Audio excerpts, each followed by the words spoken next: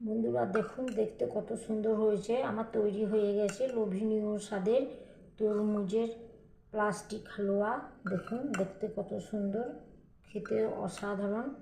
এটা আপনারা রুটি, পরোটা, লুচি, পাউরুটি সমস্ত কিছু দিয়ে খেতে পারবেন। সসের মতো করে লাগিয়ে খেতে দারুণ হয়। এটা করে আপনারা ফ্রিজে অনেক দিন সংরক্ষণ করেও রেখে দিতে পারেন। আমি ভিনিগার দিইনি, আপনারা ইচ্ছে করলে ভিনিগারও দিতে পারেন। অবশ্যই একবার বাড়িতে ট্রাই করবেন। আজকের মতো আসি, ভালো থাকুন, সুস্থ থাকুন, আল্লাহ হাফেজ। আসসালামু আলাইকুম, রূপা রান্নাঘরে সবাইকে জানাই স্বাগত। আজকে আমি তৈরি করব তরমুজের প্লাস্টিক হালুয়া। এখানে আমি তরমুজকে বড় বড় পিস করে নিয়েছি। এবার একটা চাকু দিয়ে আমি এভাবে তরমুজের লাল অংশটাকে ছাড়িয়ে নেব, বীজগুলোকে ফেলে দেবো। আমি সাদা অংশটা নেব না, শুধু লাল অংশটাকেই এভাবে পিস পিস করে আমি ছাড়িয়ে নেব। আপনারা তরমুজের তো অনেক রকম আইটেম খেয়েছেন, একবার এভাবে তরমুজের প্লাস্টিক হালুয়া খেয়ে দেখুন। আমি এভাবে সবগুলোকে ছাড়িয়ে নিচ্ছি।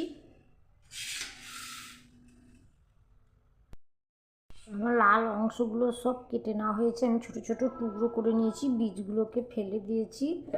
একটা গ্রাইন্ডারের বাটির মধ্যে আমি দিয়ে দিচ্ছি।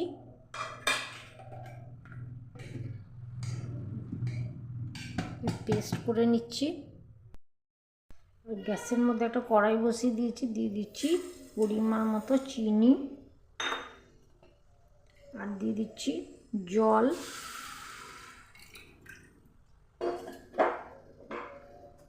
একটা রাম তৈরি করে নিচ্ছি।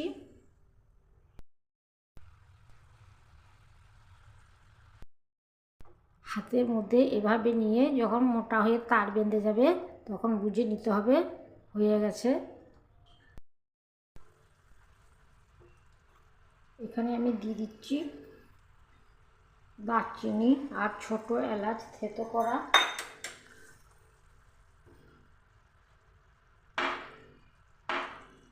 এবার দিয়ে দিচ্ছি তরমুজের পেস্টটা দিয়ে দিচ্ছি।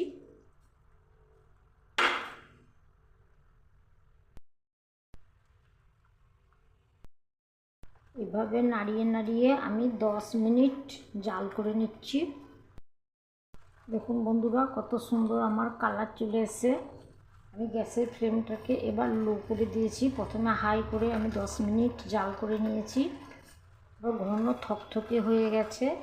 এখন আমি দিয়ে দিচ্ছি গাওয়া ঘি।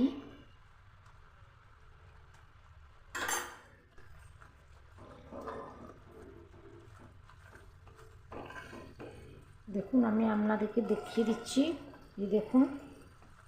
এবং ঘন থকথকে হয়ে যাবে তখন বুঝে নিতে হবে হালুয়াটা হয়ে গেছে।